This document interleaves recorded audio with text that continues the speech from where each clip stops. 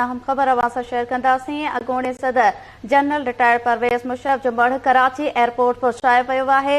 परवेज़ मुशर्रफ जो मढ़ ख़ासि जहाज़ ज़रिए कराची एयरपोर्ट आंदो वियो। रिपोर्टर वहीद राजपर लाइन ते मौजूद आहे। जी वहीद, छा तफ़सील आहिनि?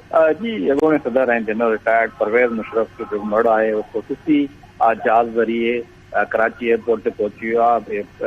अॻूणे सदर परवेज़ मुशर्रफ जो मढ़ आहे दुबई खां कराची एयरपोर्ट 9:55 ते उहो जेको ख़ुसूसी जहाज़ लैंड कयो, जंहिंखां पोइ हिन वक़्तु सिक्योरिटी में जेको आहे मढ़ खे सदखाने मुंतक़िल कयो वेंदो, जंहिंखां पोइ सुभाणे 1:45 वॻे जेको मलीर कैंट जे जेको आर्मी कब्रिस्तान आहे उते अॻूणे सदर ऐं जनरल रिटायर्ड परवेज़ मुशर्रफ जी तस्कीन थींदी। हिन वक़्तु जेको आहे उहो आर्मी ग्रेव यार्ड जेको मलीर आहे हुनजी सिक्योरिटी रेंजर्स जे तरफ़ां हुननि जे हवाले कई वई आहे। फुल प्रूफ सिक्योरिटी जा बंदोबस्त कया विया आहिनि।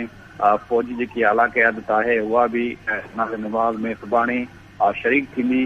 जो ग्राउंड आहे हुन में जेको मलीर जो हुते जनाज़ नमाज़ जी जेको अदायगी कई वेंदी, जंहिंमें सिक्योरिटी जा जेको ख़ासि जेके आहिनि उहे बंदोबस्त कया विया आहिनि। पासपोर्ट जी आला क़यादत आहे उहा जनाज़ नमाज़ में शरीक थींदी। हिन वक़्तु दुबई खां जेको ख़ुसूसी जहाज़ ज़रिए परवेज़ मुशर्रफ जो जेको मढ़ आहे उहो कराची मुंतक़िल कयो वियो आहे। हिन वक़्तु जेकी डेड बॉडी आहे हुनखे जेको सदखाने में मुंतक़िल कयो वेंदो, जंहिंखां पोइ सुभाणे उन जेको तक़सीम कई वेंदी मलीर जो जेको आर्मी कब्रिस्तान आहे। जी वरी महिरबानी नाज़िम, कराची मां चीफ रिपोर्टर वहीद राजपर तफ़सील ॾिना।